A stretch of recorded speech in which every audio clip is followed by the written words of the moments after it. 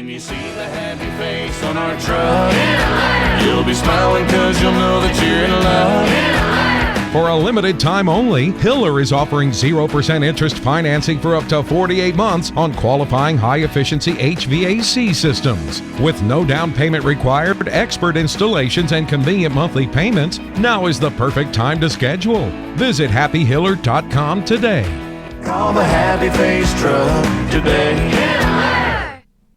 Due to a special purchase, Beatty Chevrolet has over 100 pre-owned crossovers and SUVs at tremendous savings during the $1 Million Markdown event. 100 crossovers and SUVs from Chevrolet, Ford, Nissan, Volkswagen, Toyota, Honda, Mazda, and more. All makes and models starting at $89.95. And we'll buy your vehicle on the spot. Plus, get the Beatty warranty for life during the $1 Million Markdown. Only at Beatty Chevrolet in Knoxville or shop BeattyChevrolet.com. Sale prices plus tax, title, and license.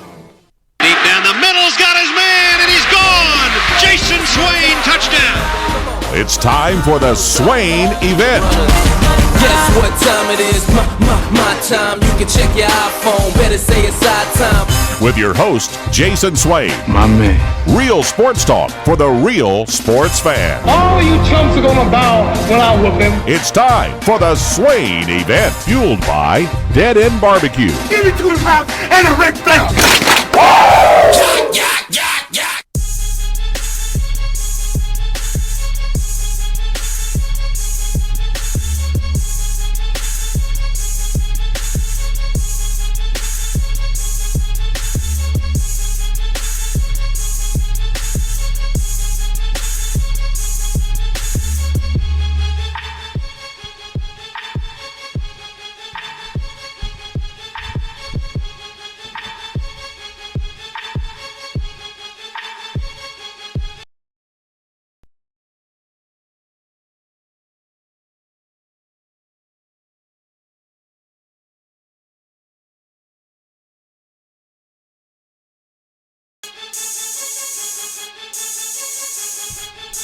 SwainEvent, fueled by Dead End Barbecue, top 100 barbecue restaurant in America. Hope you're having a great Thursday is the best day of the week. You didn't know that? You didn't know Thursday was the best day of the week? Well, it is. Now you know. Thursday are the best day of the week. Ben McKee, Jason Swain, SwainEvent.com. Stream us there.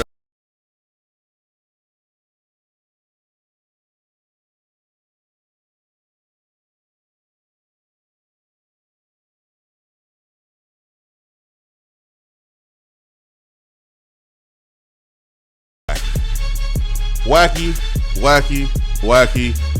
Go home, SEC basketball. You're drunk. Doesn't make any sense. Auburn, 13th team in the country, loses to a team that has been on life support in Georgia, and then South Carolina, Mississippi State play, and Carolina looks like they're on their way to the NCAA tournament barely. And the Hump is a hard place to play. It is a hard place to play. So you have that game. Just does not make sense. It's been like that all SEC basketball season. Hopefully it's wacky on Saturday and Tennessee comes out on top against Auburn. Ben, is that a new gear, man? It is. I noticed it. I noticed it on you, man. When you're married, I guess you notice new clothes and changes with people that you're around a lot. So, Ben, nice sweater, man. Looks good. Thank you. Sweatshirt. Not bad. There's a distinct difference between sweaters and sweatshirts. You're right. Good, man. Looking good. Thank you. I think the saying on the sweatshirt is my new motto in life. Don't be Greg Robertson. That is one. Yes. Don't steal baseball signs using electronics. But no, life is too short to take fastballs down the middle. Mine is don't be Greg Robertson. That's mine for today. Don't be Greg Robertson. Yeah, that's a good one. Greg Robinson will be on for what? Hey, kids, any encouraging words today? Yes, Sally. Here's a note right next to your lunchbox. Don't be Greg Robertson. Daddy, who is Greg Robertson? That doesn't matter. Just don't be like Greg Robinson. That's your message for today. Hello, boys and girls. Welcome to class today. It's Thursday. Today's message: don't be Greg Robinson. That's the only advice I have you. Class dismissed. You can go home now. Don't be Greg Robinson. We'll get to that a little bit later. But first, let's get to the phones, and I'll bring in Jason with a heck of a name. Jason, good morning. How y'all boys doing? Good, man. How are you? I'm doing all right, man. I just want to know why you and Ben are not on the bus yet. I heard a Vol Nation call, and y'all keep saying that y'all not on the bus yet. I'm what on bus? the bus. The hype train bus. I'm on it. Nah, man, I'm good, man. I'm gonna wait. Just help me understand why. This is as excited as I've been probably in a very, very long time. I was excited when Butch Jones had those players and brought all of them back, but I was a little nervous. I felt like Butch Jones played coach scared and didn't go for the win. Like when you're on the 1 yard line against Oklahoma, you run Jalen Hurd or you run Josh Dobbs and you try to get a good lead. I feel like Jeremy Pruitt is the type of coach that's going to go for stuff like that. And I'm personally going to go to the Oklahoma-Florida game. Why should I be? Really want to beat them. I really think we have a good chance. But listening to you and Ben every day, man, I just want y'all to explain why that y'all not on the hype train. Why should I be on the hype train February the 20th? Because no, I'm gonna let you explain it. Okay, all right. Well, that's a big reason why it's February 20th. I have not seen Harrison Bailey throw a football yet wearing orange. I have not seen Jared Garantano throw a football yet in 2020, being a senior player. Have not seen that yet. I want to see what happens with Cade Mays. I want to see what happens with the wide receivers. Who's going to step up? Who's going to replace 70% of the touchdowns from the wide receiver group? Who's going to do that? I mean, I just need to know a lot of information that I don't know right now to get on a hype train. Now, I don't think you would change your mind after the first spring game in April. I don't think you're going to change your mind then. I probably won't because it's a spring game and we're playing against each other, and Kavaris Crouch is not going to be playing. Wanya Morris is not going to be out there, so I probably won't change anything from the spring game at all. So it's going to take week 2. What is the destination of your hype train? I think we're going 9-3. Okay, that's not a hype train. That's not a hype train to me. Because you could make the case. We got to take gradual steps. That's not a hype train. But Vol Nation's talking about winning the SEC championship and potentially going to the college football playoffs. Did he say that? Well, I think we have a great chance of winning the East. I mean, I don't disagree. Yeah, I mean, I think there's a chance to win the East. I don't know about a good chance, but there's a chance. As open as it's been in the last couple of years. But 9-3 is not a hype train. We won 8 games this year. I think Tennessee is well equipped to compete for the East. So 9-3 is a disappointment. That's where you stand. No, I'm telling you that 9-3 is not a hype train. I didn't say anything about disappointment. Okay, if we finish the season 9-3 and then we win a bowl game and finish 10-3, is that a disappointment to you? No, it's not a disappointment.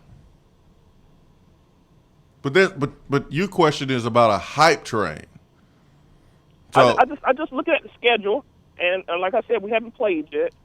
Georgia's towards the end of the schedule. It's not like when we had Georgia, Alabama, Florida, and all them back to back when we, how we used to have them. And it's just spread out. It's just open for us, and I just believe this is the best chance in a long time. It is that we have a chance to be really good.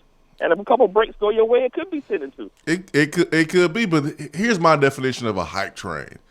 Hype train means that, all right, you have a lot of people coming back, and you should be the favorite to win the division. If you're in the SEC and there's a hype train, you're like the favorite to win the division. And we shouldn't be the favorite to win the division. I think Tennessee has a chance to win the division, and it's open this year. Hasn't been that open for Tennessee since 2016, but there's no reason for it to be a hype train. There's just no reason. Now, Tennessee won 8 games and could possibly win 9 in the regular season and could win 10 in the bowl game, but for me, that's not a hype train. That's just one win increase from last year. And my last question is, I'm gonna let y'all boys go. do you think this will be the best defense Tennessee's had in the last 10 years? And I appreciate y'all taking my call. I really love listening to the show. In case y'all don't know, I work at Penn State University, but I'm from down there, and I listen to y'all night shift. So I listened to the podcast last night, and I was like, man, what's wrong with Swain, man? Why Swain ain't jumping on? Why Swain ain't getting excited? I ain't getting on. I'm excited about the football season. I've said that. I'm excited about the football season. I'm not getting on the hype train. I can be excited and stand on the side of the road and hitchhike. Well, then do we need to even reevaluate Vol Nation's hype train? Because to me, a hype train is more than what Vol Nation was talking about on Twitter yesterday. Vol Nation was talking about kind of what you and Jason were just talking about, what Jason and Jason were just talking about, 9, possibly 10 wins. To me, that's not really a hype train. A hype train is like SEC championship and trying to make the playoffs. And even Vol Nation wasn't really talking about that being definitively what he thinks is going to happen.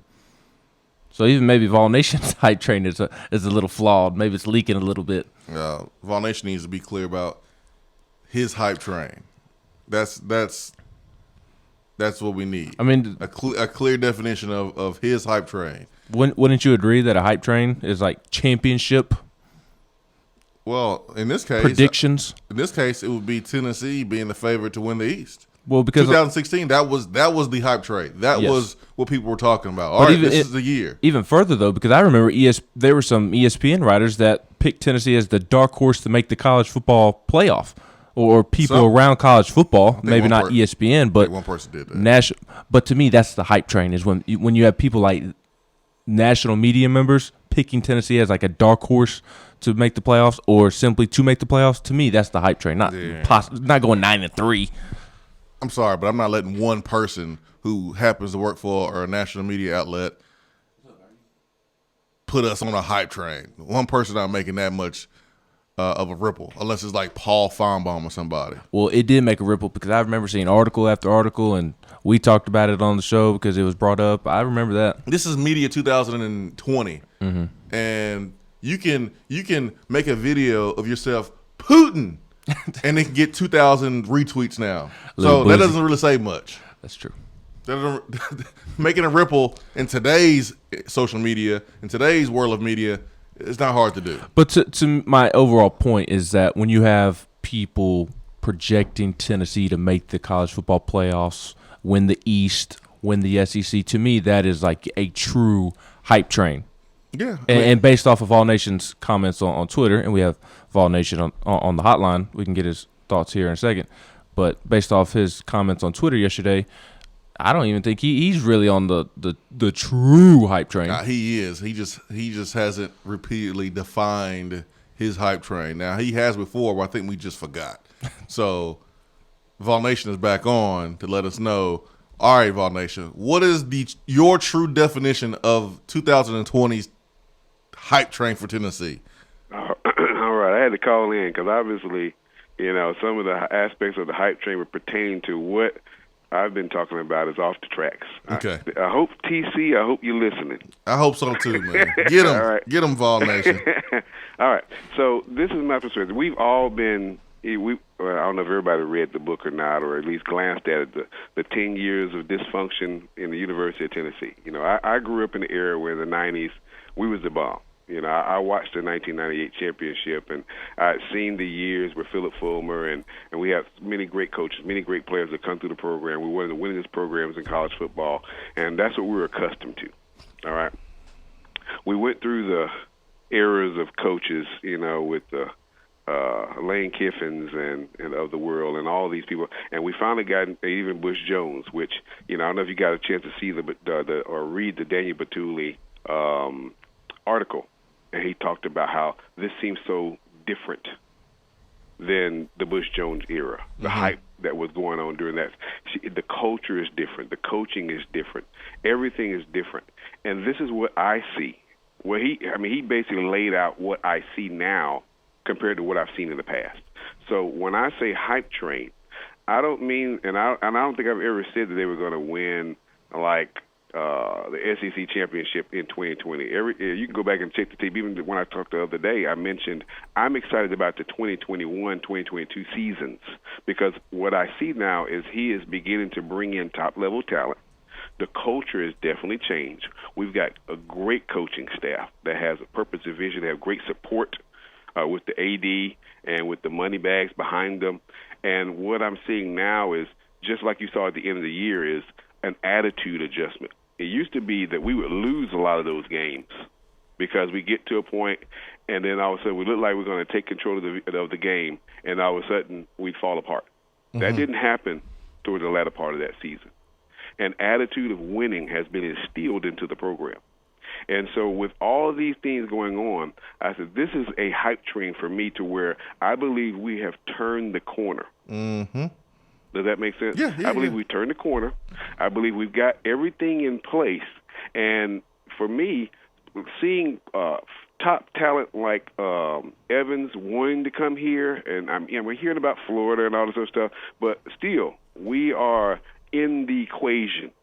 And there's other top-level talent that wants to come to Knoxville, that's considering coming to, and we're knocking on those doors, and some of them are listening and saying, yeah, I can see that. And when you put a product on the field, which I believe this year, once again, last year we ended up going 8-5. It wasn't like we thought it was going to be, but we ended up going 8-5. That was fine. I believe this year, right now, we're favored in like 8 games, all right? Does that mean anything? Not really, but I'm just saying we are favored in 8 games. There are 4 games, Oklahoma, Alabama, Georgia, and Florida, that we're not. I believe that we should win, and this is where, once again, turning the corner and winning the games we're supposed to win. I believe winning those games, and then potentially if the defense is as good as I believe they will be, especially about midway through the season, and then, of course, the offense starting to click, JG doing his job, hopefully Bailey doesn't have to necessarily play. It would be beneficial that JG would be consistent and playing out of his mind and doing the things he's supposed to be doing. If we're playing at that level, we got a chance to win at least one of those 4 that we're not favored in. That's that 9-3 season, and then going to a 10-win season. So jumping from a 5-7 to a 8-5 to a 10-3 season, that's really good progression. You should be on the train, all right? That 2021 class that he's going to bring in, I believe, will probably be a top 5, top 7 class, all right? And then all of a sudden 2021 hits, and you've got a full recruiting cycle now. This is all his guys. This is when I believe we're going to take a huge step. And this is where I believe in 2021-22 you'll be seeing us pressing to play in that SEC championship game and potentially winning that game, pushing toward the playoffs. That's why I say, for me, I don't wait till it actually happens. I start looking at these flags. I start looking at triggers, and I say, we need to start getting excited because this is different than what I've seen in the past. So my definition of the hype train is exactly what Daniel Petula stated and supports and exactly what I'm stating right now. This is why I believe that this is different than what has been going on in the past and why you should be excited about the program and excited to see that here in the next year or so, we're going to be competing for championships again, and we're going to be that team that everybody's talking about and don't want to play. That make sense? Yeah, that makes sense. So basically, this is like a hype train from California to New York, a train that was built in like the 1800s because it's going to be a while. Right. Well, not that long of a while. I mean, you're not talking about like this year. It's like a 3-hour trip to maybe from Knoxville to Atlanta. Hypothetically, you're talking like, we're on the way to being that program because of things that are kind of falling in place now with coaches coming back, with players that Tennessee is getting, learning how to win. So it's not necessarily for the 2020 season. You're just talking about, okay, over the next year or two, Tennessee's going to be a major player, and it's not necessarily like this year. It's just, in the near future. Right, that's correct. Okay. I think it's in the real near future. Like I said, I'm looking at 2021, 2022 being some significant times of some increase in the program where we actually are competing for championships and we're pushing toward those playoffs. And people are like, wow, this is a good program again. Where have they been? It's a hype train for 2021 and 2022. This is a long distance trip, basically. Yes, In Vol Nation, I would like to announce my commitment to your train ride. I'm hopping on the hype train for 2021 and 22. Hey, I just want to give everybody the opportunity to get on board now because, like I said, what they call those people bandwagoners when it actually happens, and then I knew it all the time. Now you'll go back to this conversation and be like, man, Vol Nation talked about this about a year ago. Hey, I'm with you. Choo choo. All right. All right, Vol Nation. Well, thanks for the clarification. I mean, That's a good explanation. I don't think anybody's stepping out on the ledge by saying that Tennessee's going to be or should be competing for championships by year 4 or 5. I mean, that's kind of what they should do, right? Mm-hmm. I mean, I think Tennessee should take a huge swing at the East this year, and then next year, you better be winning it next year for sure. I mean, you'll have sophomore Harrison Bailey, and then you'll have a bunch of dudes that came in with Pruitt that'll be seniors. You better be going to Atlanta. You better not be just going to Atlanta to go to IKEA. You better be going to Atlanta to go win the SEC championship. That's all I'm saying. What about to the varsity? No, we ain't going to the varsity, man. We're going to IKEA. Get some of those, which I've never decided. I never wanted them. You ever been to the IKEA, right? Yeah. In the cafeteria, they got those Swedish meatballs. I've never actually been to the cafeteria. Who even eats those? Anyways, people from Sweden. Yeah, IKEA. We ain't going to Atlanta to go to IKEA. We going to Atlanta to go to the SEC championship game next year. We should be there. Just saying. All right, All Nation. I get your explanation, so everybody can calm down. Yes, I'm on the hype train with them. Choo choo, choo choo. 865-255-03.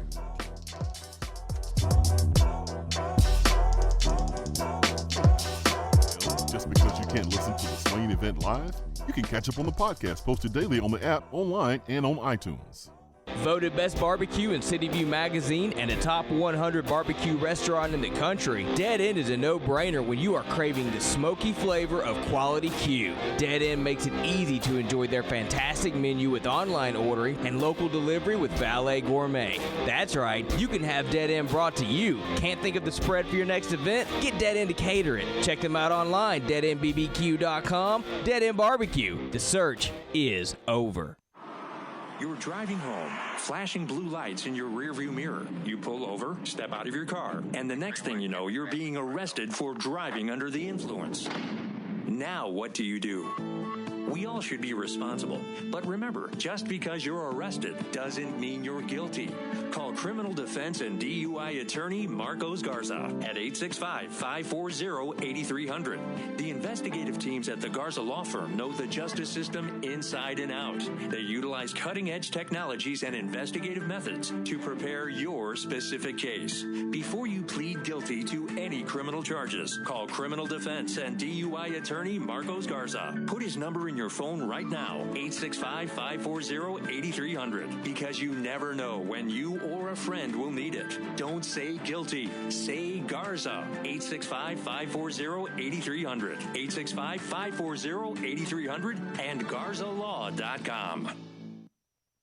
While the other guys are taking guesses, the Swain event is taking you behind the scenes and in the huddle every morning from 7 till 10 right here. Fellas, I have a very important question to start the new year. Have you noticed a lack of energy, motivation, and drive? It could be from low T, or it could be from something else, like sleep apnea, or even low thyroid. Start your new year healthier with a quick and easy health assessment at Low T Center. They treat more than just low T, including sleep apnea, low thyroid, and more. It's covered by most health insurance. If you've been feeling tired, grumpy, have weight gain, or loss of muscle, call 865-392-1388 or go to lowtcenter.com. Low T Center, reinventing men's healthcare. We're here with Dr. Michael Carlson of Tennessee Regenerative Sports Medicine to discuss stem cell treatment and PRP. If you have orthopedic injuries such as shoulder pain, knee pain, Achilles tendonitis, or tennis elbow, you should give them a call. That's right, Jason. We specialize in regenerative non-surgical orthopedics. So we treat damaged tendons, ligaments, and joints by using ultrasound-guided injections with stem cells or PRP. And this form of treatment actually stimulates the body's own reparative process and allows for healing of the damaged tissue. So, Doc, what makes your training different than others? Well, Jason, I've been practicing in Knoxville for 26 years, and I'm certified in interventional regenerative orthopedic medicine through the American Academy of Orthopedic Medicine. So unlike the big seminars that will advertise stem cells, fly someone in for a couple hours to talk about supposed stem cells that you order off of a shelf, then they'll depart, leaving the patient wondering who will be the person injecting me and what their level of training is. At Tennessee Regenerative Sports Medicine, I'm the one doing the procedure, and we're using your own bone marrow stem cells or PRP. So in other words, it comes from you and it goes back to you. So you know exactly what you're getting and know exactly the level of training involved. Tennessee Regenerative Sports Medicine, trsportsmedicine.com. East Tennessee's leader in PRP and stem cell therapy. You're listening to the Swain Event. And you know this, man.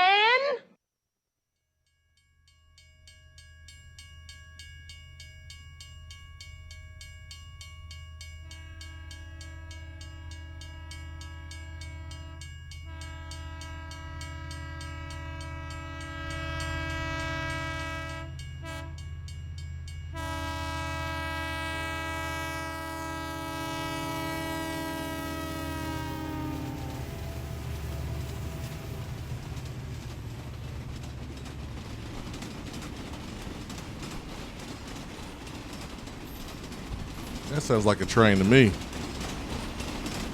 Sounds like Vol Nation's hype train. That's the hype train, huh? On the board. We got a 72-hour train ride. We're talking about 2021, 22. Not this year. It's like a time release hype train. So it's not gonna hit you right now. It's for next year. But, you know, get your tickets now. Get on the train now. Not this year. It's for next year.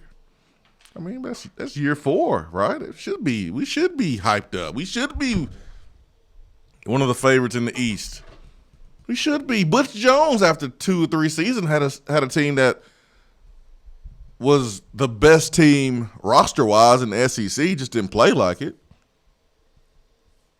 I mean, that's what Pruitt's supposed to do. Year 4, right? Year 5. You better have a team that can go out there and go win a championship. You develop your freshman class for 3 years. Am I wrong? No. I mean, all along it's been viewed by some, I feel like most, that it is a 4 to 5 year rebuild. And next year will be year 4.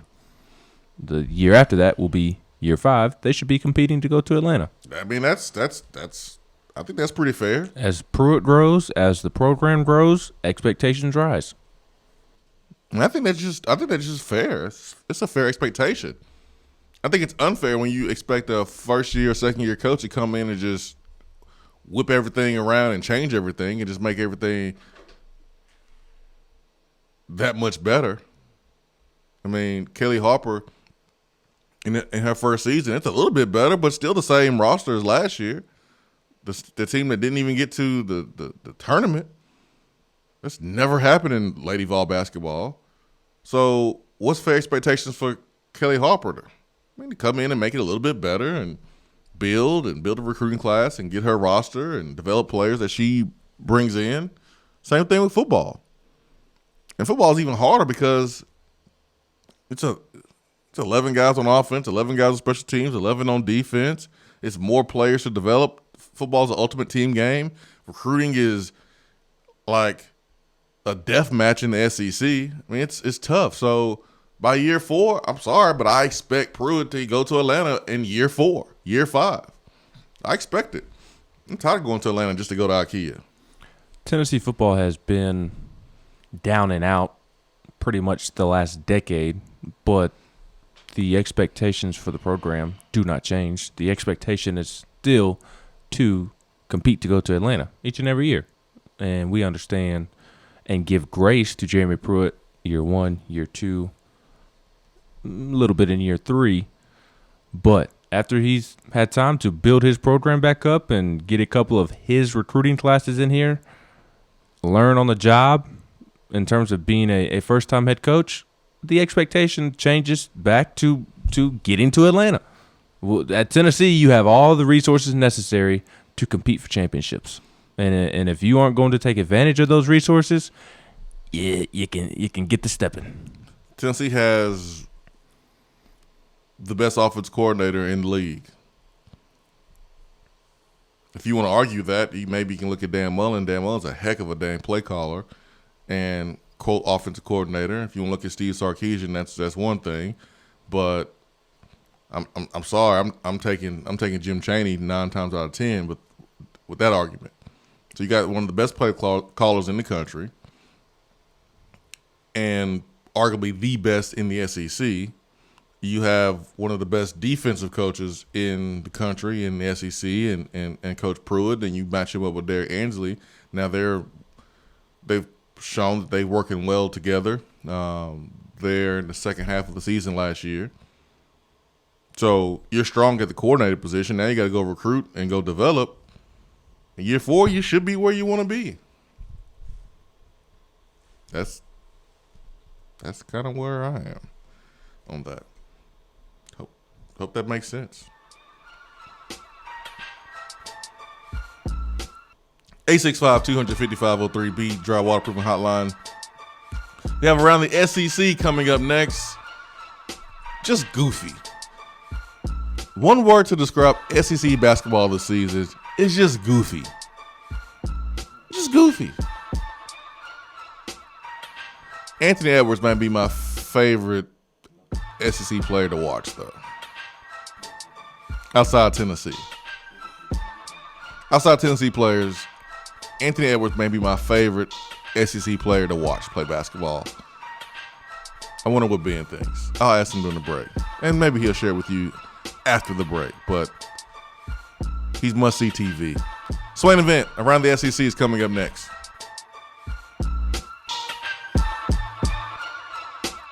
For a replay of each day's Swain Event TV, like us on Facebook. With smartphones being such an integral part of our daily lives, it is truly an inconvenience when it doesn't work properly. It disrupts the normalcy of our day. When you go into the cell phone store to have it repaired, they just try to upsell you on a new phone. That's why the owner of iDrop, T. Kell, left those places and opened iDrop. His goal is a happy customer. T. Kell and the team will listen to what you have going on and work to solve the problem of your broken device in a way that best suits your needs. Instead of trying to upsell you on something that you just don't need. They don't just repair phones, they can service your laptop or PC as well as your Mac. Windows 7 support is over, but iDrop can help you transition to Windows 10. They have a 5-star rating on Google with hundreds of positive reviews. Let me say that again. I don't think y'all understand how big this is. They have a 5-star rating on Google. Their customer service really speaks for itself. So if you ever find yourself with a device that isn't performing as it should,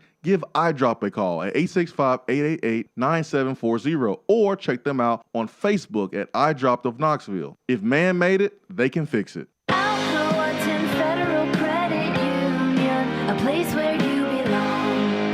Alcoa 10 Federal Credit Union has helped people save money for almost 80 years. Whether it's free checking, financing a vehicle, or purchasing that new home, Alcoa 10 is here to help you.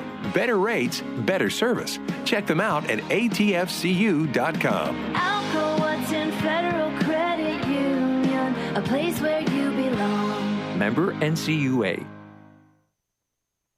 Hey there, Swain Event listeners. The new year is here, and it's that time for new beginnings and adventure, which may include buying, selling, or investing in real estate. If this is part of your 2020 plan, then give me a call, Jennifer Morris with Keller Williams Realty, 865-694-5904, or email me at jennifermorris865@gmail.com. And go Vols!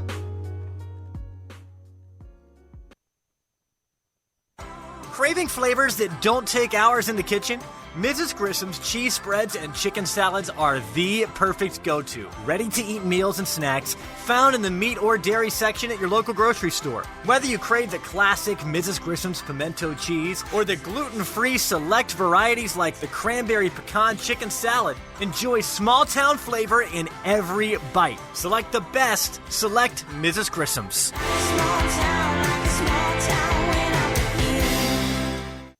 I'm Vince Moore, wide receiver, VFL 1991, and you're listening to the Swain Event.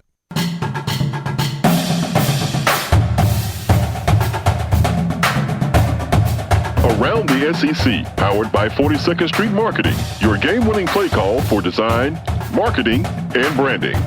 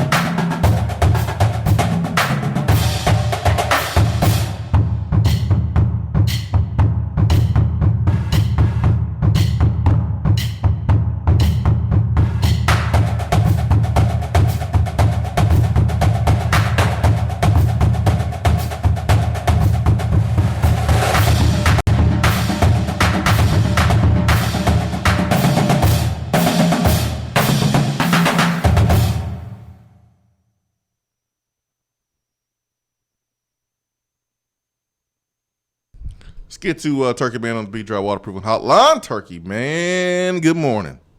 Good morning, individuals. What's up? I'll tell you what, overall, Ball Nation, he's all hyped up, but a lot of people don't understand that when you're kind of height is a challenge sometimes.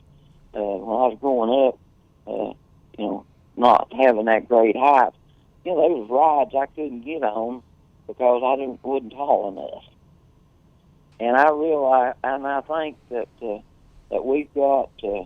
I haven't seen a quarterback yet that could get on the ride because they haven't reached that height to be on that height train to take it that level. We have no idea what our receivers going to do. They look good on paper, but we've lost. A lot in the receiver corps. There's just a lot of different holes that gives question marks. But I'm here to tell you, if it reaches that level where that it can be, if they reach the level they can make that ride, that train's going to be rocking. It won't take long for us. You talk about all we went through.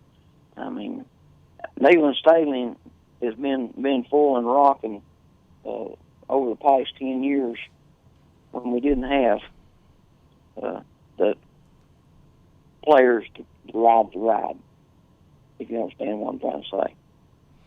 So we got a lot of question marks, but I tell you what, it won't take long for us to get on board and take off down the road. All you got to do is see it. You can tell if a player is a player and a dog's a dog, and we'll just have to wait and see. But I'm excited for the possibility of riding that train. I'm trying to follow you there, Turkey Man. I'm trying to. You sure you understood what I said? You didn't bring me back to the track with a plane ride because, I don't want our train ride to be like some of my plane rides on your show. I want to go to destination. I don't know. No, that's wrong one. Play that train again. Let's get on track here. Put us on track. We'll have it available here in a little bit, Turkey Man. I love you guys. I'm gonna get out of here. See you, man. Thanks for the phone call there. Did you understand what Turkey Man was saying? He said that when he was younger, he had a hard time getting on rides because of the height requirement. Okay. And he was relating that to the hype train, I think. Who's your favorite player in the SEC to watch? I don't want to answer that. Why not? What's wrong with answering it? Because he plays for Auburn. My nickname's going to pop up on the text cares? box. I'm kidding. I like watching Isaac Okoro. Anthony Edwards is very fun to watch, but on a night-to-night basis, I think Okoro is more consistent than Anthony Edwards. He plays hard. And and speaking of around the SEC, one of the games that you are referring to the SEC being drunk last night, Georgia somehow beats Auburn 65-55. Not even like on a buzzer beater at home, by double digits. They haven't had Isaac Okoro for 2 straight games, and after winning 7 straight, Auburn has now lost back-to-back games by double digits to teams who had at the time a losing record in conference play. Yeah, I don't know what Auburn was doing. They just didn't have it. They couldn't make a shot. They just didn't have the juice yesterday. Isaac Okoro brings that juice. No, I know. And hopefully he does not play on Saturday against Tennessee. What's wrong with him? I think it's a hamstring. Yeah. Quad, something, a lower extremity. Yeah, I said it before the break. The guy I like watching the most in the SEC is Edwards, man. And I know sometimes a lot of times he settles for jump shots. But the way he finishes around the rim, he can get his own shot. He's so athletic. He's so skilled. And part of my problems with Edwards is where he plays. Not necessarily the team that he plays for, but to me it feels like Tom Crean just gives him the basketball and says, go make a play. And as a result, he has games in which he turns the basketball over 6 times, 7 times. It reminds me of what Holly Warlick would do with her star players. She would just rely on their athleticism and not necessarily draw things up for her players, or in this case, Tom Crean doesn't necessarily draw things up for his players and Anthony Edwards. He just gives him the basketball and says, go make a play. We'll set a pick for you. You get around the high ball screen and decide whether you want to pull it for a jumper or attack the rim. Like, I would love to see Anthony Edwards play basketball for Rick Barnes. That would be fun. Or John Calipari or Bruce Pearl or some of these other well-respected coaches in the league. Yeah, I'm with you. I would have liked to seen him play for somebody else except for Tom Crean, because I don't know if Tom Crean is making him a better basketball player. No. Or if any of the other players on that team is pushing him to be better. I remember when Andrew Wiggins went to Kansas. I mean, at least that team was pursuing a national championship. At least Zion was pursuing a national championship at Duke, and I think that plays a huge role in a player's development, and being surrounded by other players just as good as you or close to you, and then playing for a coach like a Coach K. There's that level of respect that's really unmatched. I remember the moment that the USA team, got kind of beat up there, and then they put together the team. The next time it was time to play, I guess to play in the Olympics, and Coach K was a head coach. They brought in Kobe, they brought in LeBron, they brought in the big dogs, and like Kobe just had this immense amount of respect for Coach K. And Kobe at that time was like the best basketball player on the planet. I would have liked to seen him play for a coach that would get that instant level of respect, like a Coach K. I look at Anthony Edwards today, February 20th, with 5-6 games left in the season, and he looks like the same player the first week of the season. And I don't think that's an Anthony Edwards problem. I think that's a Georgia problem. He just looks like a freak athlete who can really make some plays on the basketball court. I don't think he's progressed as the season has gone along. Yeah, I mean he just not challenged to like he looks bored. Yes, he looks like he's just trying to get through the season, get to the draft, and go from there. Yeah, he looks bored, man. And no, you compare him to last year's number 1 overall pick and Zion Williamson. Zion didn't look bored. Like they were in pursuit of a championship. And Anthony Edwards, he's more than just an athlete. The boy is skilled. He can handle it. He can dribble. He can finish around the basket. He has just amazing body control. He's not some dude who can just jump and dunk and run. And no, he is skilled, but he looks bored. But he's still fun to watch. Yeah, and I think he was actually dealing with the flu last night, which makes his performance even more impressive. The other 2 games, and there was really truly one game that was as shocking as the result of Auburn, Georgia, and that was the final score of the Texas A&M Alabama game. The Aggies go on the road and beat Alabama 74-68, and according to Joe Lunardi, this loss for Alabama completely bumps them out of the tournament picture, and as it should. A&M was 12-12 going into the game, and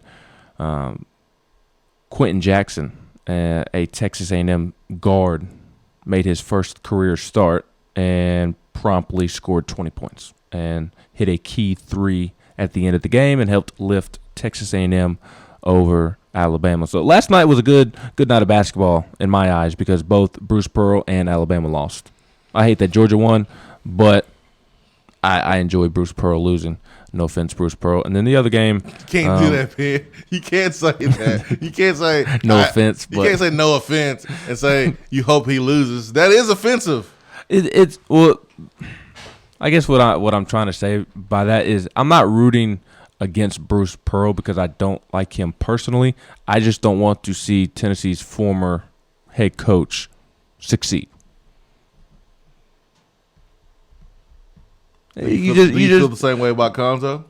Yes, and I love Konzo as a person, but I still don't want him to succeed. And honestly, I don't want him to succeed more than Bruce because of the way the whole stuff went down with Konzo. Because the moment Konzo does something good, every media member across America lets Tennessee know about it. Oh, how many former Konzo's not as bad, is he, Tennessee fans? How many former coaches out there in any sport like actively coaching? You got Lane Kiffin, you got Konzo, you have Bruce Pearl, Dooley to a certain extent. Well, I guess technically he doesn't have a job right now, does he? I think he's with the Giants. Oh, that's right. Yeah, I think he's with the Giants. So you have Dooley with the Giants. He's assistant. You got Butch, whatever he's doing. Interning. I guess he's going to be getting Charlie Strong's coffee right now. Dooley is the senior offensive assistant for the Giants. Okay. I mean, that's really it. Do we do we feel this way towards all of the former coaches at Tennessee where we don't want them to be successful? I feel like we do. I personally do. I don't hate Bruce Pearl. I don't hate Konzo Martin. I don't really hate any of those former coaches because hate is a strong word. I dislike Butch Jones. I dislike Derek Dooley. But you just never want to see your ex doing better than you, quite frankly. But if you break up with them, does it really matter? Technically, Konzo broke up with us. Not really. But yeah, he left. But publicly, he left. But we all know what was going to happen. Yeah, I mean, I could I could be okay with Konzo being successful. I can, and maybe I'm just weird. Bruce Pearl, when they beat New Mexico, maybe because it was my bracket and I picked New Mexico State or New Mexico to win, but I was upset at New Mexico. I was like, "What are y'all doing? You messing up my bracket!" So I was like more mad at them probably than any other opponent because I mean I had Auburn losing, but when Auburn got to the Final Four, I did find myself feeling a certain type of way, like I don't like this. I don't like this at all. And I like Stephen Pearl, and Bruce has been always nice to me. He's come on the show before and, worked with Stephen when Stephen did, his short stint in radio. But I don't know, man. It's hard. It's kind of hard to explain. It's weird. It's weird. Yeah, I don't dislike them. I just don't want them to win more than Tennessee. They can win, just don't win more than Tennessee, essentially. Same with Conzo. Just don't be better than Tennessee. Do you feel that way about assistant football coaches too that have left? Do you? No, not former Tennessee assistants that are now assistants elsewhere, but I do feel that way about former Tennessee head coaches that are assistants elsewhere now. I think you just sound bitter.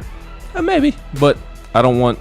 But it's not anything that's abnormal. I mean, I think it's pretty normal with Tennessee fans, or really any fans of any school, like coaches that left your school to go somewhere else. How many of them are you truly rooting for and wanting to be successful? I don't think that's a big number. I do like Bruce and Conzo to a certain extent, but I don't want to see them doing better than Tennessee. So if Tennessee's winning 25 games a year, I hope they're winning 20 games a year. Just don't be better than Tennessee. I guess that makes sense. Swain Event, be right back.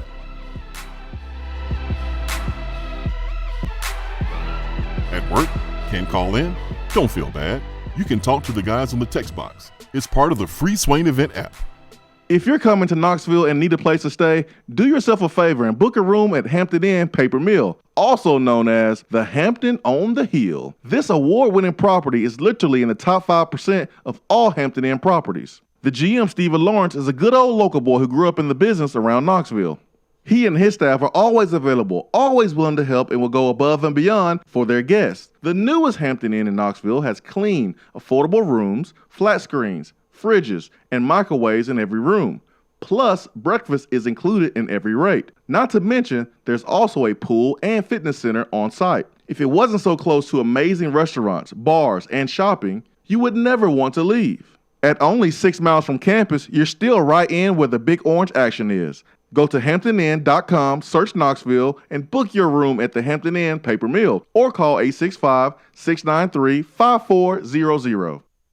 Do you have sloping or uneven floors, foundation cracks, or a leaning chimney? Do your windows and doors not open properly, or are there gaps where the floor and walls meet? Don't worry, B-Dry offers approved foundation repair solutions like steel I-beams, helical piering, epoxy injections, carbon fiber applications, and more. Make sure that your home is on stable ground with B-Dry. Call them at 865-588-0454 or find them online at bdry.com. When I made the move to my own studio, I was worried about this. I was worried about that.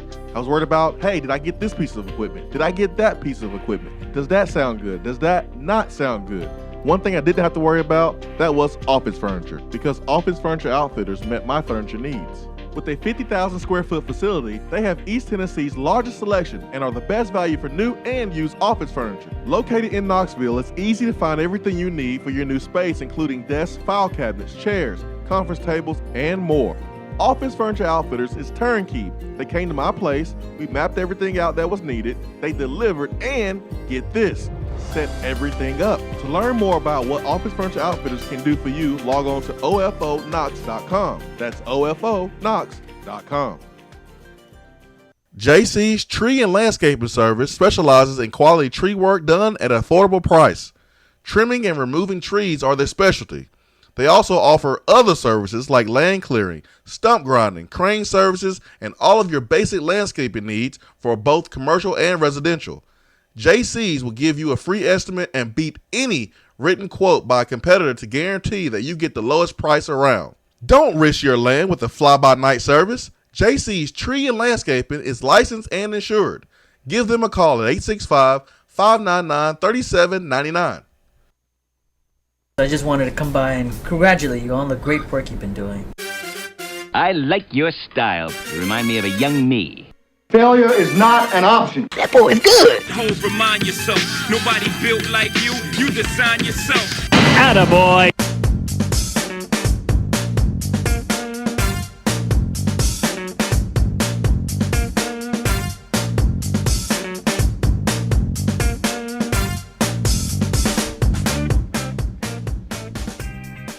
All right, it's time for Attaboy here in the Swain event, highlighting good stories, positive stories, positivity. Ben, what you got today? I am giving East Tennessee State basketball an attaboy. I made my way up to Johnson City yesterday for last night's big game between ETSU and Furman, a battle for first place in the Southern Conference, and ETSU won. It was a very impressive win, and I'm giving them an attaboy not only because they won, but the environment was awesome. Freedom Hall was absolutely packed. Steve Forbes has that program absolutely running, and they're on the bubble. They are legitimately competing for a spot in the NCAA tournament aside from being an automatic bid. So even if they don't win their conference tournament and make it in through that path, they have the possibility to make it in as an at-large bid. Now, it may be a little bit difficult. They may have to win out this regular season and lose in the conference tournament game, but that is very doable. But just an attaboy to that basketball program at ETSU. They are so fun to watch. And Swain, I tell you what, they have some guards on their team. I would love to see them playing in Knoxville. Trey Boyd, Bo Hodges, Patrick Good, Isaiah Tisdale. I would be interested to see their guards go up against our guards. Remember that team gave Kansas all they wanted. Probably gave them more than what Tennessee gave them. And then they beat LSU on the road. So they are fun to watch. Their guards are fun to watch. They have some tall, lanky forwards who are veterans who are fun to watch. They're just a veteran team, and they play crisp, fundamental basketball. They make all the right passes. They play tough on the defensive side of the ball. They're just really fun to watch. So attaboy to Steve Forbes and that ETSU basketball team. It was a really fun environment. I mean, it was more entertaining. The ETSU Furman game was more entertaining than the Tennessee Vanderbilt game on Tuesday night. I mean, it really was. I mean, I don't blame you. That first half was bad. It was a better game basketball wise. I think it featured more talent, quite frankly, than the Tennessee Vanderbilt game. At the moment, 10 years from now, we may look back at this year's roster and say, "Oh, Josiah James is a pro," or some other guys. But that was a fun game last night. So, attaboy to ETSU. Go Bucks. Yeah, I'm a big Steve Forbes fan, and whenever Rick Barnes retires, and I'm not trying to say that's going to happen anytime soon, or suggest it needs to happen anytime soon, because I think Rick Barnes is exactly what Tennessee needs, and I hope he is around for a very, very long time. But all good things have to come to an end, and when that happens, I think Steve Forbes needs to be the number one choice for Tennessee. He understands this part of the country. He understands East Tennessee, and he's an unbelievable basketball coach. And more importantly, he's a great human being. And unfortunately, he kind of got screwed his last time here at Tennessee, and he went through a really, really, really rough patch. Those Bruce Pearl assistants, their stories may not be told, but Bruce got 3-year show calls but still got a chance to work for ESPN, still get paid. And Bruce Pearl assistants basically had to go work at like small colleges where they stayed in like dorm rooms and had to use mopeds for transportation. It was bad, man. It was a bad stretch for those Bruce Pearl assistants, and Forbes was one of them. But he bounced back, and man, I would love to see him right here in Knoxville when that time comes. But we're not there yet. So I like that attaboy, man, because I'm a big Forbes fan. Hour 2 coming up here on the Swain event. 865-250-503 is our telephone number. Yesterday we talked a little bit about the transfer waiver that may change college football as a whole, and we will get to that in hour 2. Swain event, stay with us.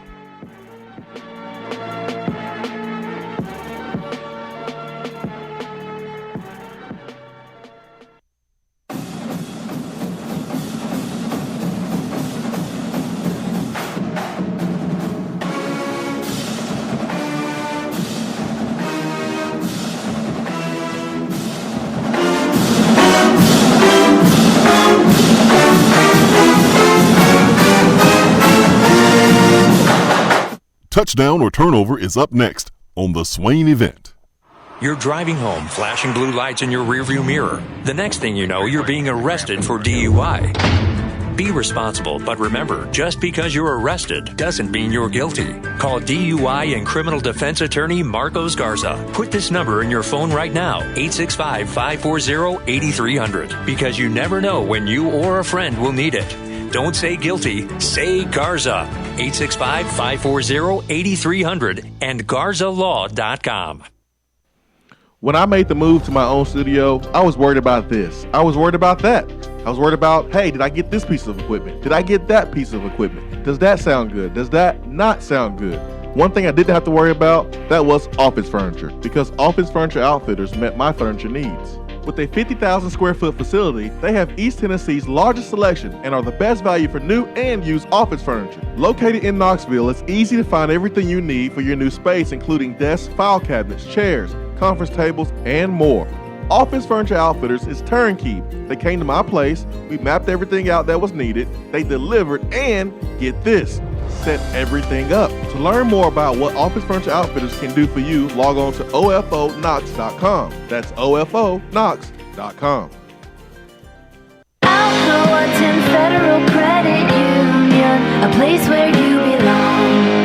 Alcoa 10 Federal Credit Union has helped people save money for almost 80 years. Whether it's free checking, financing a vehicle, or purchasing that new home, Alcoa 10 is here to help you. Better rates, better service. Check them out at atfcu.com. Alcoa 10 Federal Credit Union, a place where you belong. Member NCUA.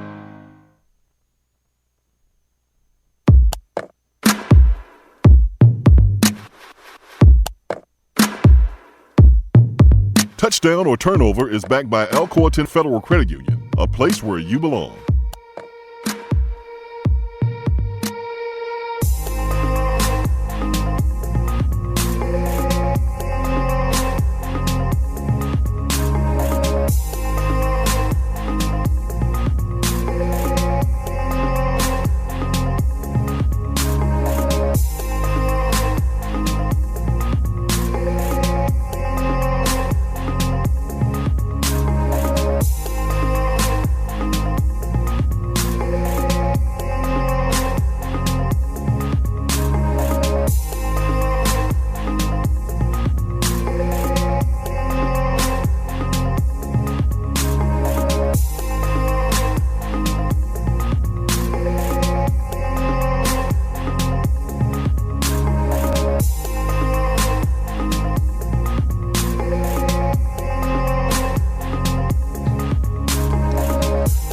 Touchdown turnover back by Alcoa 10 Federal Credit Union, a place where you belong, better rates and better service. Ben has today's touchdown turnover. So let me two-hand chest pass to Ben on this one. All right. Did you catch it? I did.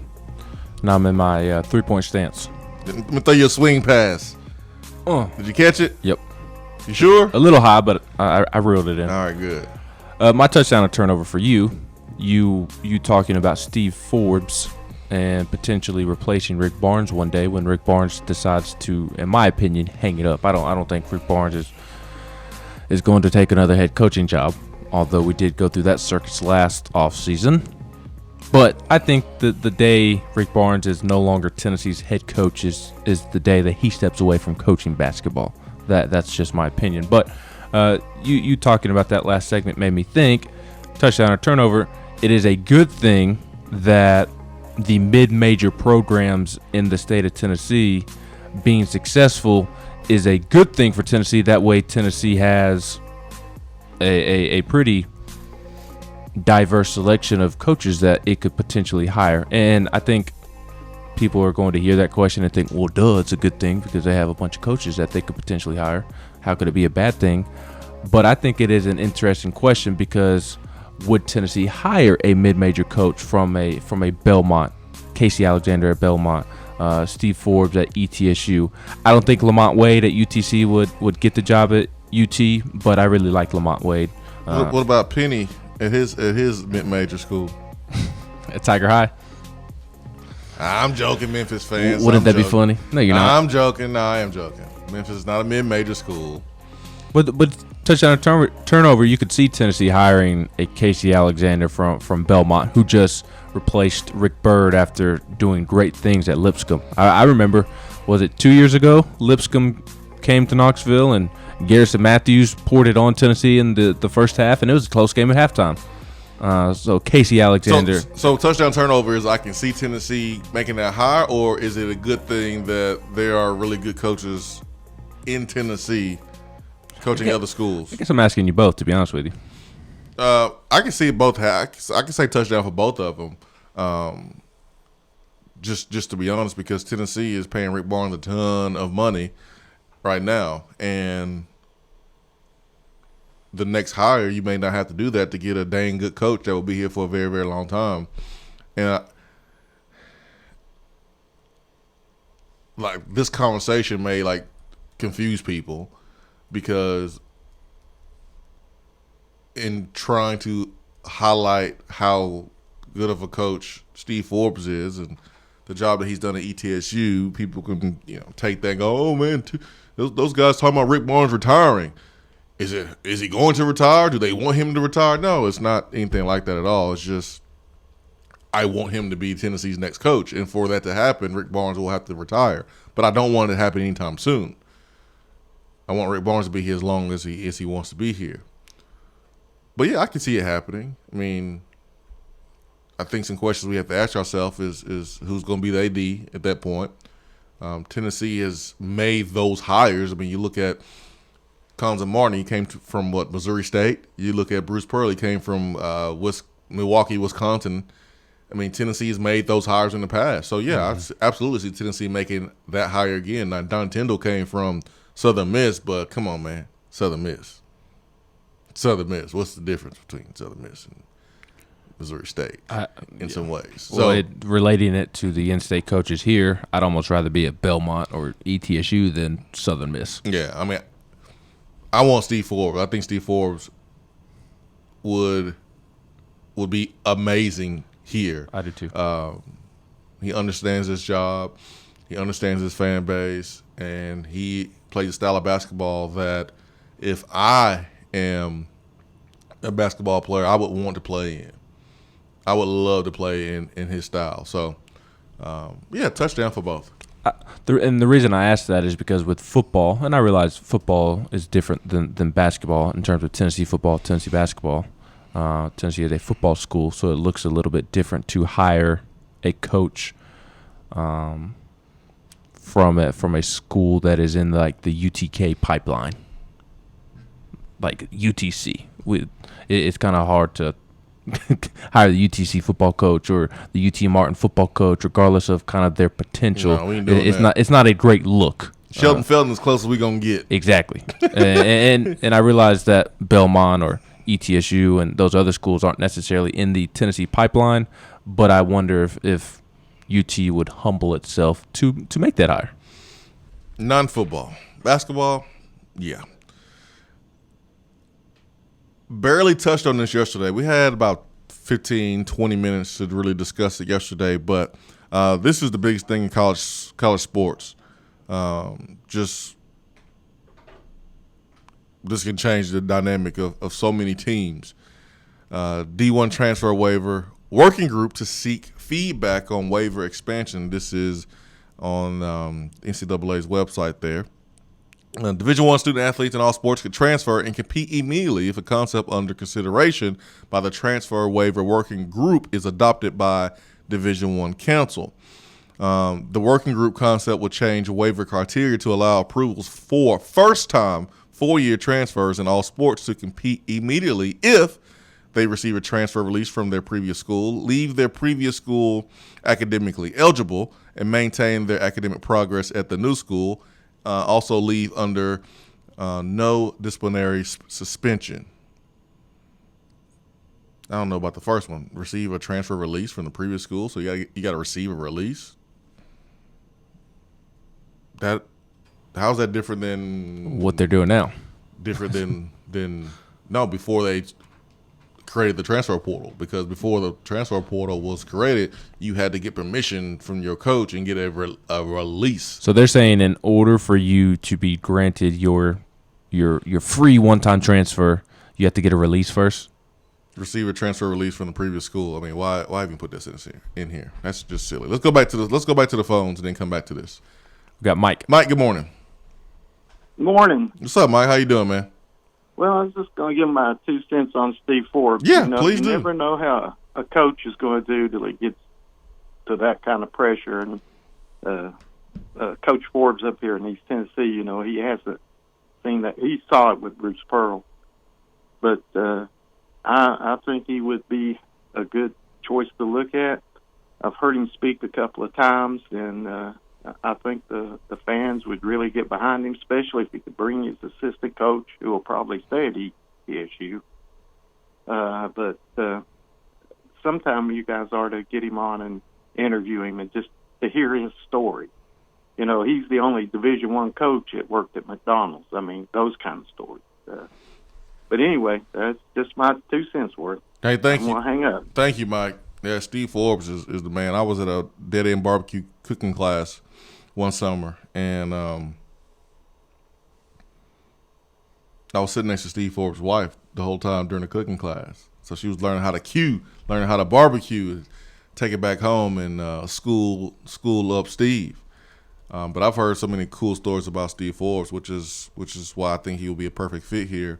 And he's a good coach, first and foremost. He's a good coach, great person, and it's about fits, right? We've talked about that so many times on this show, whether it's player picking a school or assistant coach being part of a staff or head coach being at a school. It's about fits, and Forbes will be a perfect fit, just like Rick Barnes has been a perfect fit for Knoxville at the time of his career coming over from Texas. Speaking of Texas, whoop, whoop, whoop. Did you see that photo of the crowd there at Texas? Oh, I did. Oh. It was worse than a Vanderbilt football crowd. I mean, there may be a petition at Texas to get Beeline and let go of Shaka Smart. And I remember everybody in the country wanted Shaka Smart. Shaka Smart told us no a couple times. And Texas finally pulled him away from VCU after he made some great runs with that VCU team. I mean, you look at that VCU team, man, they were pressing, running, jumping, shooting, putting up shots, making shots, just a fun product to watch. And he hasn't been able to do that at Texas. And I think it's a Texas thing, man. Good coaches go to Texas, and they're not good anymore. I think it might be a Texas thing, but with Shaka Smart specifically, I think it's a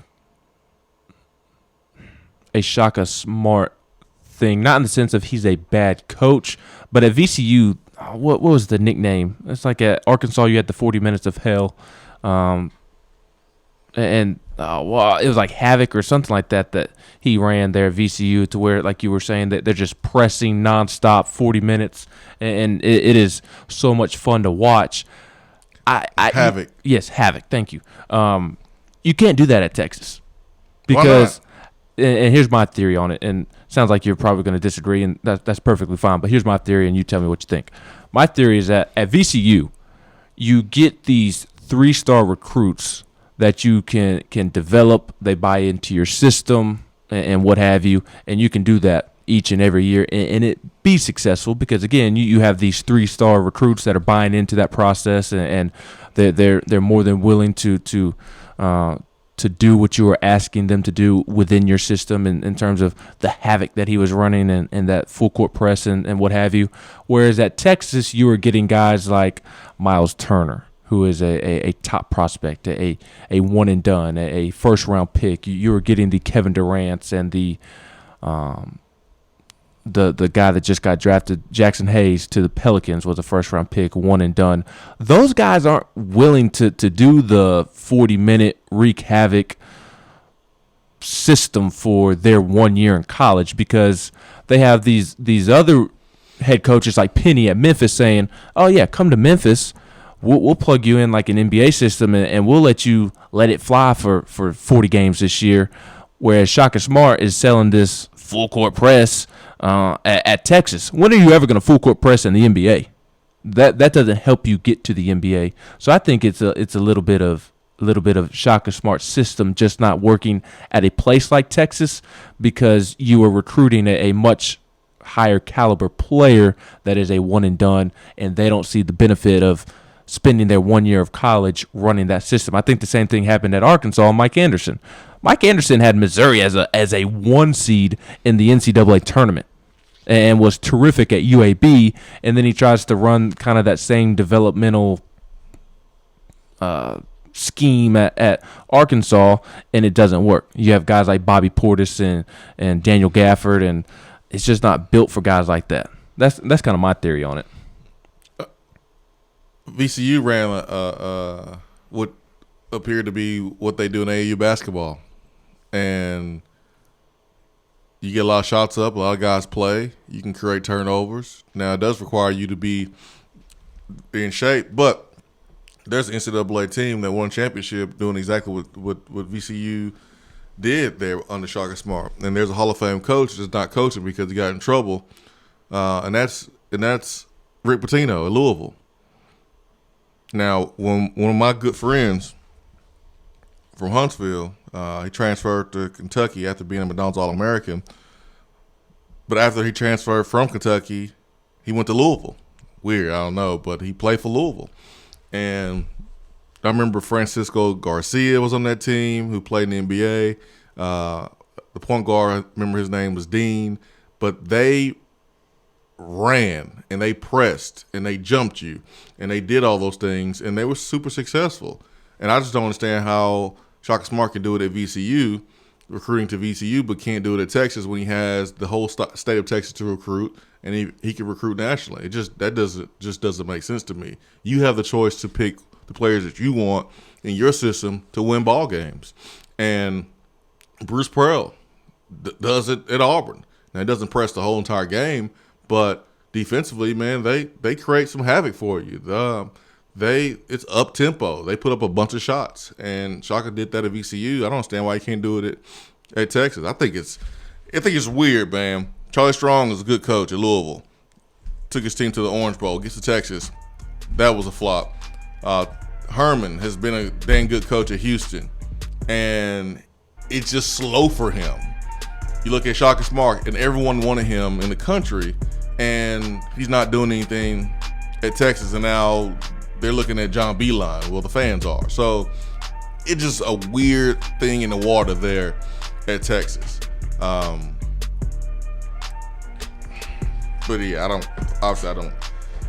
don't agree with that stance. I just don't see the 5-star players that he's been recruiting wanting to do those things that you mentioned, the full court press. That doesn't help them in terms of their draft stock. It doesn't, because they don't do those things in the NBA. You don't have to full court the entire game, man. You can do some 3-quarter pressing. You can. I mean, you don't have to do exactly what VCU did all game long. I know some players, some really good high school players that were attracted to Syracuse because you don't even play defense. All you do is just sit in a zone, 2-3 zone, and that was attractive for a lot of players up in that area. But it hurts you when you go to the NBA because you don't really understand how to play man-to-man defense. And you don't play zone. That's all you play in the NBA. Yep. So it's just really weird to me that Shaka Smart has not been successful at Texas. But this transfer deal here with the NCAA, and if this thing goes through, there was a report that it can go in effect by April. I also saw where it can go in effect by August. No one seems to truly know, but everyone's afraid. Everyone's afraid of what potentially could happen. And I don't think there's anything to be too afraid of. 865-250-503. Hour 2 is brought to you by Alumni Hall and alumnihall.com.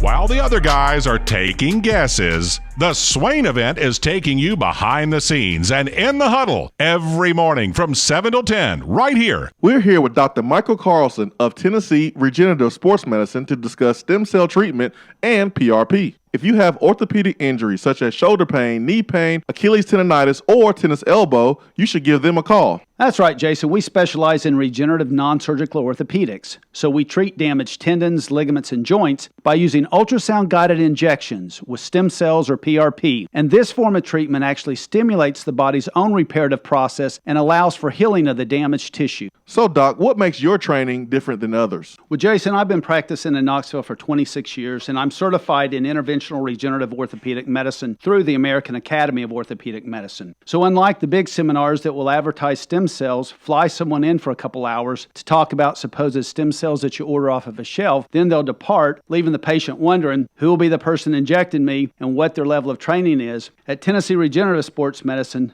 I'm the one doing the procedure, and we're using your own bone marrow stem cells or PRP. So in other words, it comes from you and it goes back to you. So you know exactly what you're getting and know exactly the level of training involved. Tennessee Regenerative Sports Medicine, trsportsmedicine.com. East Tennessee's leader in PRP and stem cell therapy. Voted Best Barbecue in City View Magazine and a top 100 barbecue restaurant in the country, Dead End is a no-brainer when you are craving the smoky flavor of quality Q. Dead End makes it easy to enjoy their fantastic menu with online ordering and local delivery with Valet Gourmet. That's right, you can have Dead End brought to you. Can't think of the spread for your next event? Get Dead End to cater it. Check them out online, deadendbbq.com. Dead End Barbecue. The search is over. While the players are gearing up for the gridiron, it's time for you to get geared up at Alumni Hall. Find the best selection of Nike, Nike Golf, Peter Millar, and all of those retro logos you love. And the 2 for $28 t-shirt deal? Game changer. And don't forget about the rest of your game day crew. There are plenty of options for the entire family and to upgrade that tailgate. Shop now at one of their 6 convenient locations in Tennessee or 24/7 at alumnihall.com. It's football time in Tennessee. If you're coming to Knoxville and need a place to stay, do yourself a favor and book a room at Hampton Inn Paper Mill, also known as the Hampton on the Hill. This award-winning property is literally in the top 5% of all Hampton Inn properties. The GM, Stephen Lawrence, is a good old local boy who grew up in the business around Knoxville. He and his staff are always available, always willing to help, and will go above and beyond for their guests. The newest Hampton Inn in Knoxville has clean, affordable rooms, flat screens, fridges, and microwaves in every room. Plus, breakfast is included in every rate. Not to mention, there's also a pool and fitness center on site. If it wasn't so close to amazing restaurants, bars, and shopping, you would never want to leave. At only 6 miles from campus, you're still right in where the big orange action is. Go to hamptoninn.com, search Knoxville, and book your room at the Hampton Inn Paper Mill, or call 865-693-5400. If you aren't following the Swain event on Twitter, then are you even on Twitter? Hit that follow button. It's the right thing to do.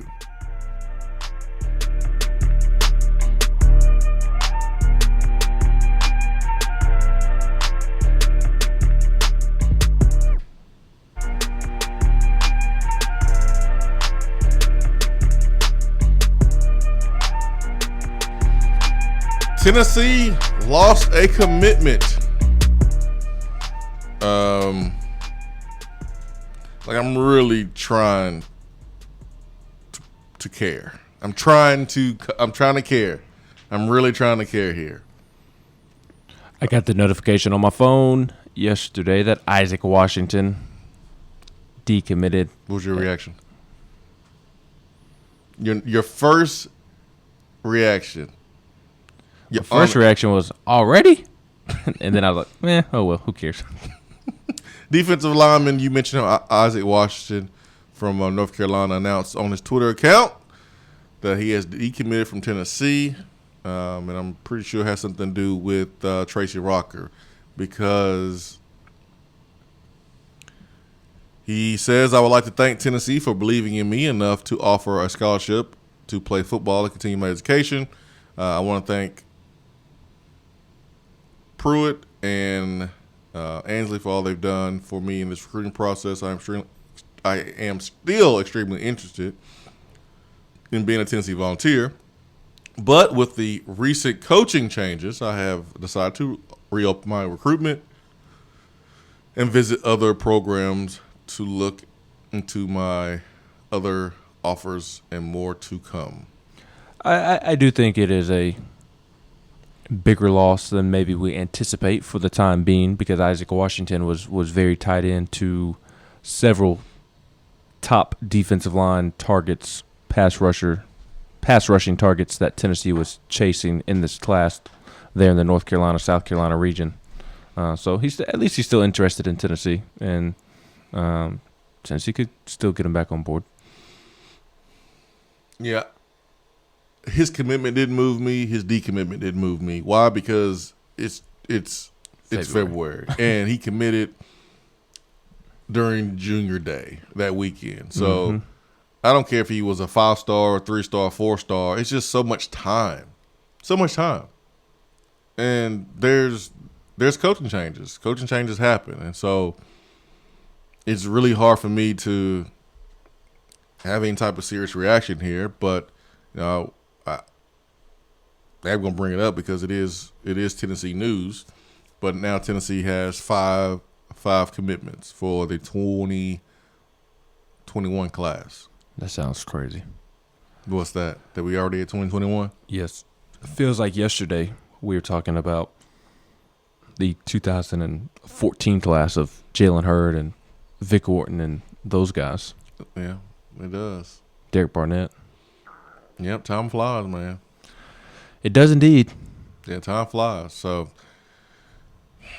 I just don't have a reaction. I don't either. Yeah, I just don't. It could affect Tennessee with some of the other guys that they are recruiting, because he is kind of a linchpin of sorts. But as you said, it is February. It's part of the business, you know. Kids commit to their position coach, and you understand why, because that's who they're going to play for the next 3 or 4 years. That is who they will be around more than anybody else, except for the strength coach. But they're going to be around their position coach. So it's important. It's important to like them. It's important to respect them. It's important to get along with them. It's important to believe that they're going to develop you into the player that you want to be. It's important. And so when you have this established relationship over a period of time, it could be weeks, it could be months, and then that coach leaves and goes to another place, now you have a new coach that calls you from Tennessee, and you have to start all over. My question is, does that make South Carolina a serious contender now? And does this young man understand that Will Muschamp is on the chopping block? So technically, Tracy Rocker could be there for just a year, unless the new head coach, if Muschamp gets fired, the new coach could retain Tracy Rocker, but he can only be there for a year. So if you are, Isaac Washington, this young man's parents, his support staff, you just need to understand that dynamic and be prepared. Be prepared. You don't want to get caught off guard. You want to follow Tracy Rocker, that's cool, whatever, I understand it. But Tracy Rocker could not be there after a year too. So you just want to be prepared. And also know that you will go 0-4 against Tennessee the next 4 years. And if you stay for a fifth year, you'll leave Columbia 0-5 against the Vols. He ain't signed with them yet, so the door is still open for him to come back. So, well, in that case, do you want to go 4-0 against South Carolina or 0-4? Yeah, I kind of want to go 4-0 against Georgia and Alabama. I mean, I do too, but I want to go 4-0 against everybody that Tennessee plays. I mean, Pruitt's 4th and 5th year, he should be going undefeated against South Carolina. Correct. It's just that's kind of what my expectations are now. Like, he shouldn't lose to South Carolina this year. He really shouldn't be losing to South Carolina for a while. If he continues to recruit the way he's recruiting and developing, he shouldn't lose to South Carolina for a while. We're trying to get past that Vanderbilt, South Carolina, Kentucky threshold. I think we're kind of climbing out of it. Still gotta, you still gotta beat the Vanderbilt, Kentuckys, and the Missouris and the South Carolina consistently before you can take that next step up, and the Georgias and the Floridas and Alabama. I think we're stepping out of it just a little bit. So we got to continue to make those steps and beat those lower tier SEC teams consistently. And we're one of them. And so we got to separate ourselves from the pack this year and then in the next year. So let's go back to the phones. D'Arval, good morning. Good morning, guys. So we lose another defensive line recruit because of Tracy Rocker. Color me shocked. This time he wasn't a part of the staff. I know we can't win for losing. Yeah, man. I don't know if I would blame Tracy Rocker for what happened with Jay Hardy or not. But it is a little weird that he did not have the relationship with a defensive line recruit an hour and a half away from school. That's just a little weird to me. I agree it's weird, but I'm glad you said that, Swain, though, because I thought that too. The way the kid acted, I just don't think he's got his chickens right or whatever it was Beast Mode said that time. Chickens in your mentals. In your mentals. That's what it was. But, guys, I've always told y'all that if I miss a segment, I go back and listen. And I missed the first 3 yesterday in hour 1. And anybody that missed it needs to go back and go to the 30-minute mark. Swain, you're getting attaboy for me, man. What you said about sometimes you got to do things when you don't feel up to it was spot on, especially with the parenting thing. A few weeks ago I called in sick, and I'm getting flu and strep, and my kid had strep too. That was the worst week of my life, trying to, not only you're sick, but trying to take care of your sick kid. And, man, you hit the nail on the head at that point about the basketball program. And do you think that's what it was they just hadn't felt up to it? That's why they played like that against Vandy? I mean, that was the second game that we've seen this team play. It's, with a 6:30 tip, and they just was flat. Effort was there, but they just were flat as far as decision making and focus. It just was off. And it's weird because we've seen them play so much better on the road in the middle of the day. But you playing at home at 6:30. It's not like 6:30 is 11 o'clock in the morning. It's not like it's a Jefferson Pilot game. It's 6:30. It seems like it's the ideal time, especially at the time out there. I mean, I remember playing in the Cotton Bowl, and the game started at like 10 Central a.m. Eastern, it was 11 o'clock. We had to get up at like 5 o'clock in the morning that morning to play that game. I mean, it was still dew on the grass when we hit the stadium. It was crazy. And we played the game, and we've seen teams come out and play flat, noon kickoffs. We saw Auburn play flat 2 years ago when Tennessee went down there and beat them. That was an 11 a.m. local time game. But there's just really no reason for me for Tennessee basketball to be flat at a 6:30 p.m. game. P.m., not a.m. No, it's frustrating. I do have a hypothetical question for y'all. What do you think is more likely for this football team to go 10-2 this year, or if fully healthy, this basketball team to win the SEC tournament? You mean next year? Yeah. Well, no, basketball team this year to win it, or the football team next year to go 10-2. This isn't a slight against the football team when I say this, but I think the basketball team go and win the SEC tournament because the SEC is a crapshoot right now. Tennessee is capable of beating every team in the SEC. They're just not consistent on a nightly basis. So who knows? What if they did catch fire in Nashville? And they're not too far out from a 4 seed, which is as crazy as it sounds. I think they're 2 games back. And if they could go on a winning streak here and get one of those 4 seeds, you're not playing until Friday, and you only have to win 3 games. So I don't think it's as crazy as it sounds, just because the SEC is a crapshoot.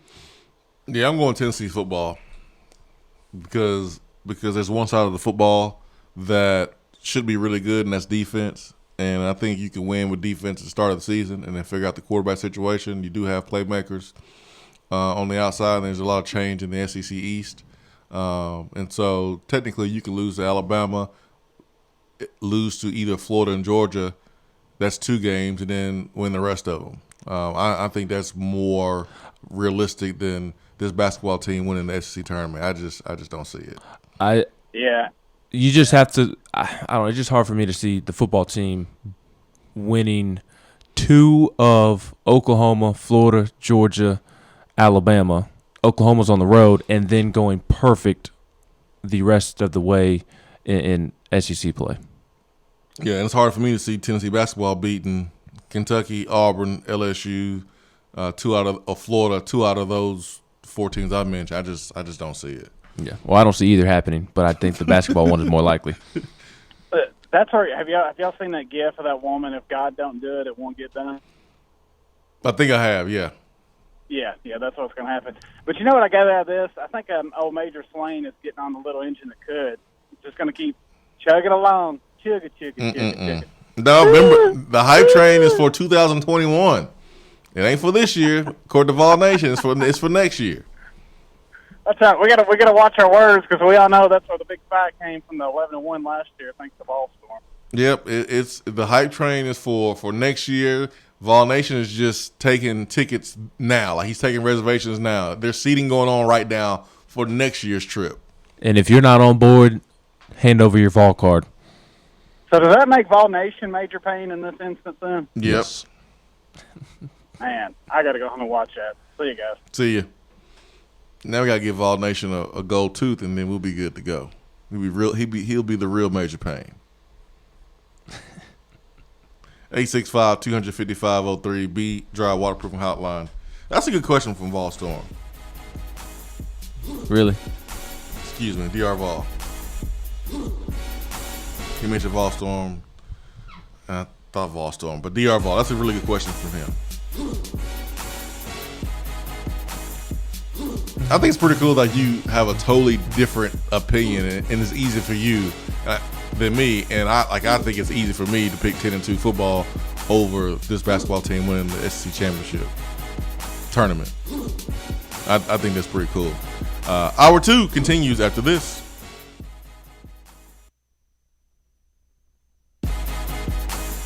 You don't have to take an L just because you can't listen to the Swain event live. You can catch up on the podcast posted daily on the app, online, and on iTunes. When you see the happy face on our truck, you'll be smiling because you'll know that you're in love. For a limited time only, Hiller is offering 0% interest financing for up to 48 months on qualifying high-efficiency HVAC systems.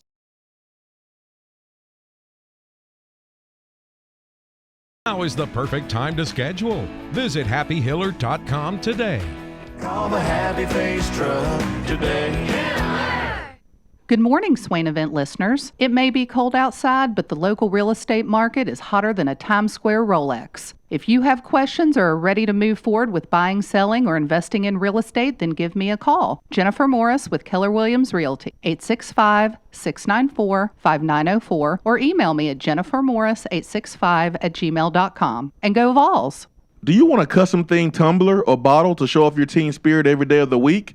Well, look no further than Game Time Sidekicks. Every design has you, the fan, in mind. Their tumblers and bottles are double-walled, vacuum-insulated stainless steel, and their quality is second to none in the market.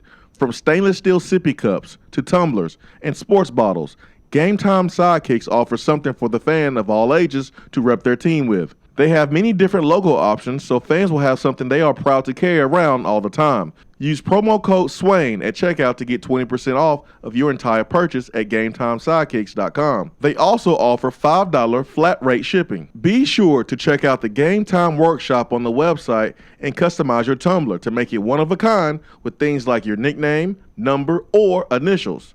Game Time Sidekicks. Show your colors and carry your team. Due to a special purchase, Beatty Chevrolet has over 100 pre-owned crossovers and SUVs at tremendous savings during the $1 Million Markdown event. 100 crossovers and SUVs from Chevrolet, Ford, Nissan, Volkswagen, Toyota, Honda, Mazda, and more. All makes and models starting at $89.95. And we'll buy your vehicle on the spot. Plus, get the Beatty warranty for life during the $1 Million Markdown. Only at Beatty Chevrolet in Knoxville or shop BeattyChevrolet.com. Sale prices plus tax, title, and license. Craving flavors that don't take hours in the kitchen?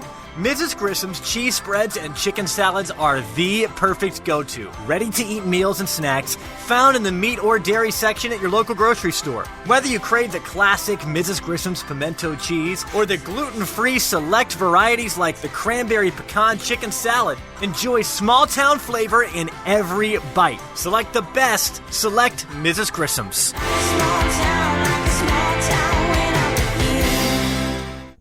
You don't have to take an L just because you can't listen to the Swain event live. You can catch up on the podcast posted daily on the app, online, and on iTunes.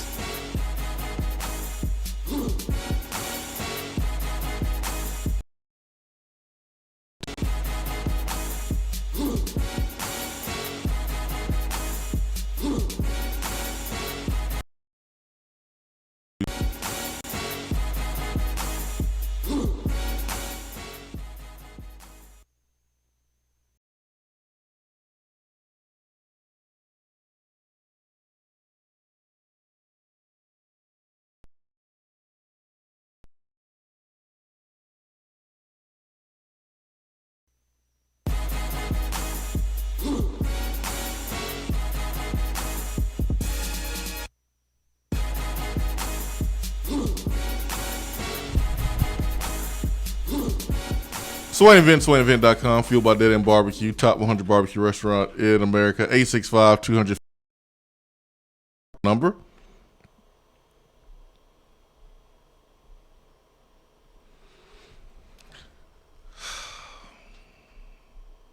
Temper expectations. Temper the hype. I think we've learned a lesson from 2016. We've learned our lesson. Temper now.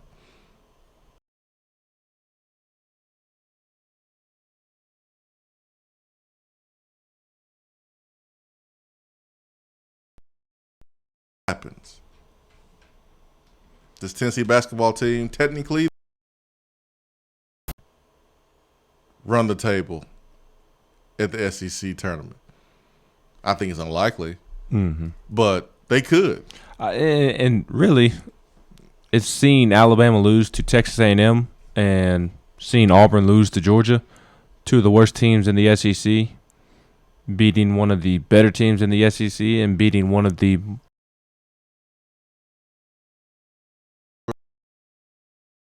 gives me confidence that if Tennessee can, that maybe they could make a run at the SEC tournament. Again, I don't think at all that Tennessee is going to win the SEC tournament.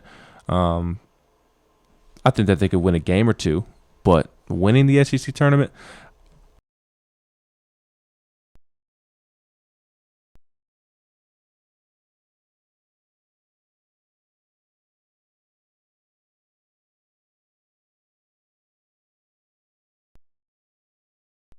team who has had to overcome so much adversity, and have so many new pieces. I don't know. It would be a really tough thing to do is win the SEC tournament. But it is possible. And again, seeing the results of last night and really the last couple of weeks gives me confidence that they could potentially do it. Anything is possible, Ben. And I also, for that particular hypothetical, Tennessee football has beaten me down the last decade. It's just